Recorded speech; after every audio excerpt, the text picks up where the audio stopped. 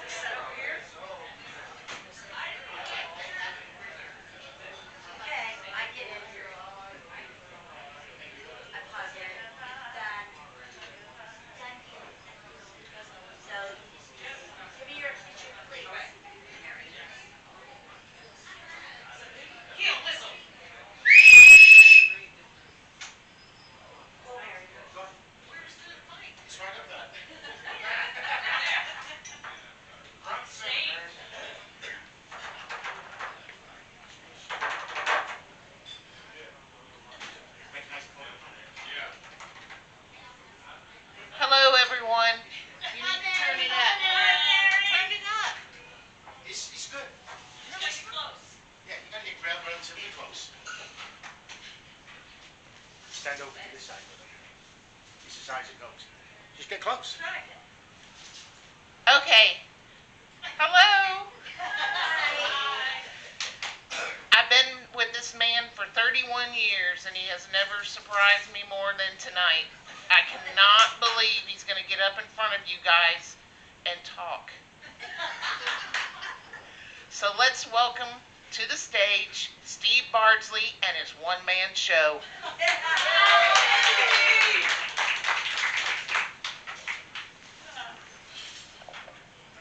So good evening, y'all. This is going to take about 30 minutes, and I put this photo up here. When I said I was going to do this, this is kind of a bit how I felt. So I'm also going to introduce my kids. So on the far left is my youngest son, Clifford, and he's looking a little afraid, as you can see from the photo. In the middle there is my daughter. You can't recognize her because she's got a yellow hat on and she's got her head down. She just wants to get it over with. And on the far right is my oldest son, Clifford, Zachary. Sorry, Zach. And he's kind of like, hell yeah, let's do this. So, the reason I'm actually doing this show is because of my grandson, Seamus. And the fact is, he's only 2.5 years old. And I want to tell him about my life and all the lessons I learned so he doesn't make the same mistakes. Problem is, he's only 2.5. And by the time he's like 16, 17, 18, when he's ready to hear them, I'm going to be like 75, 76. I'm not sure I'm going to be able to tell them. So that's why I set up this video here. So we're videotaping it. So when he turns about 18, his mom gets to give him this and say, this is what your grandpa's like. And this is some of his life lessons he'd like you to know. Anyway, this is Seamus Aloysius Murphy. And he got named after his father. And so his father's very proud of his Irish heritage. What he doesn't know maybe is that his mom has quite a bit of Irish heritage in her too. So like this one here. Oh, so Seamus, sit back, grab something to eat, get comfortable, we're getting started. So Seamus, this is your great-great-great-grandma from Ballymena, Northern Ireland. And she had a number of children, and one of them was Jeannie. And this is Jeannie with her husband, Bob. This is your great-great-grandma. Now, if you look at Bob there, Bob's smiling, but he's kind of gritting his teeth a little.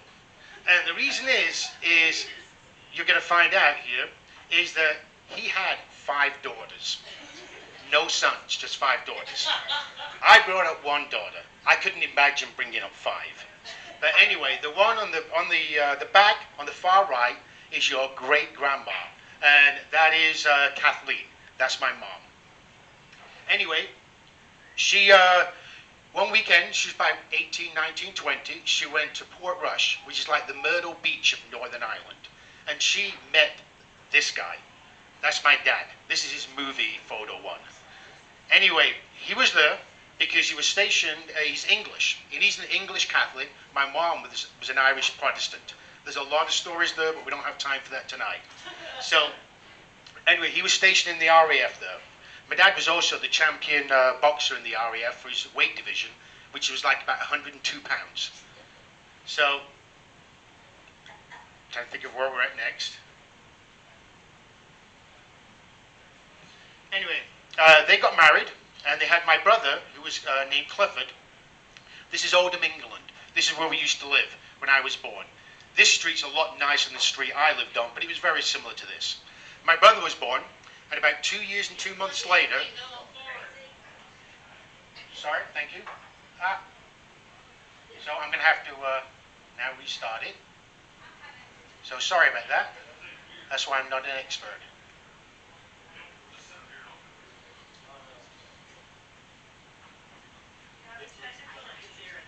Yeah, we have a technical engineer in the house. Just give me a minute. Okay, we made it back there. We're going to have to pause that one.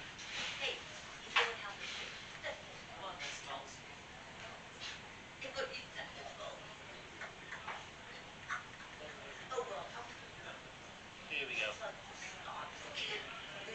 That's why you're here, Mary. Keep me on track.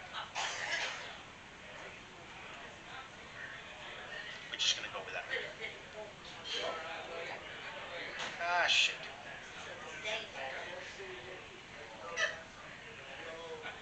All right, we're just going to stop playing with that.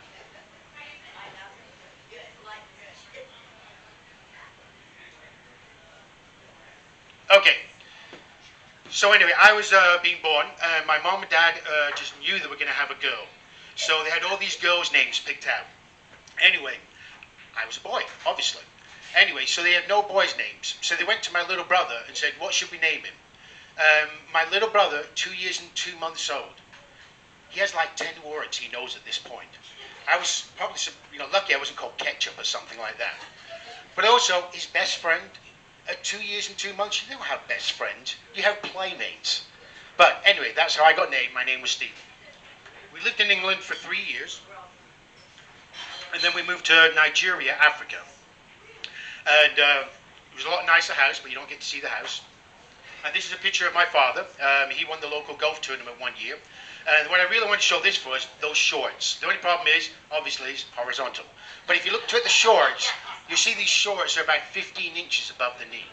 So Seamus, just to let you know, fashions change over the years. Grandpa was not a pervert. He was just, this is the fashion at the time. Now I realize to see shorts like that nowadays, you have to go across the Missouri line, where they have poles going from the floor to the ceiling, and you'll see shorts just like that. Anyway, while we were in Africa, one of the things I've got to admit at this point is I did go through my cross-dressing stage. This was not good. So I'm just going to let this one run out and see if it'll come back.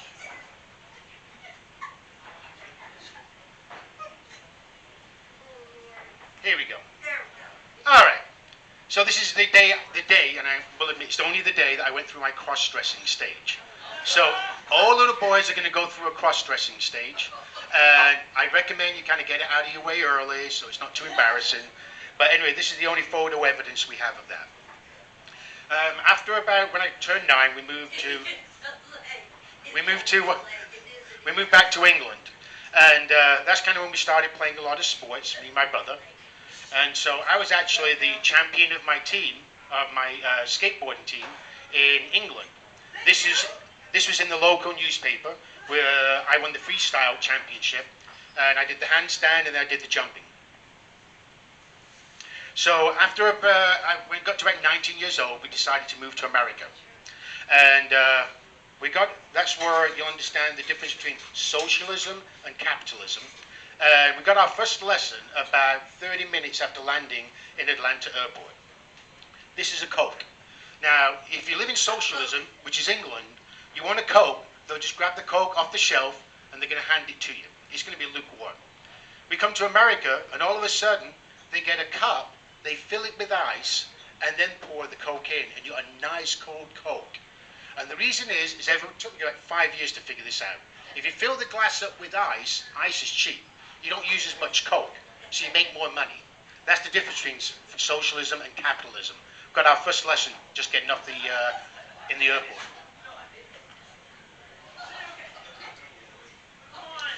The next thing between socialism and capitalism is high expectations versus low expectations.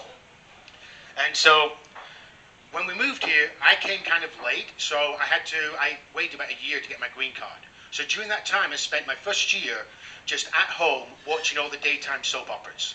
You know, Days of Our Children, General Hospital, As the World Turns. So I did that for a year. And I learned a lot watching that. In England, we had a soap opera called Coronation Street. It's the longest running soap opera in the world. And if you get a picture of Coronation Street, this is kind of what it looks like. And what you can see there, they're not beautiful people. 50% of the thing is at a pub at the end of the street. And that's life. And so when you're married, you're next to your wife, and you're thinking, could I do better? You're watching TV, and you're thinking, no, it's no better than this. This is the way life is. And then you come to America, and all of a sudden you turn on, you start watching the soap operas, and they all look something like this. They're all great-looking people. They all have fantastic jobs. They go to these fantastic places. Your expectations are so high. And so that's why I worry about the divorce rate in America, is because this is what people expect. So Seamus, the first life lesson here is when you're dating, if the girl watches a load of soap operas, it's a red flag, okay? So just think about that. Now when we moved to America, because we're from England, they said, oh, you can play soccer. And we happened to say, yeah, we can play soccer. So they said, well, can you help us coach some youth teams? And so we agreed. And I ended up coaching the team in Simpsonville, South Carolina, under 13 girls. They were called the Simpsonville Beavers. And I'm thinking, who calls under 13 girls Simpsonville Beavers? Is it a pedophile, or they're just being naive? Well, that reminds me of the story of Mary one time.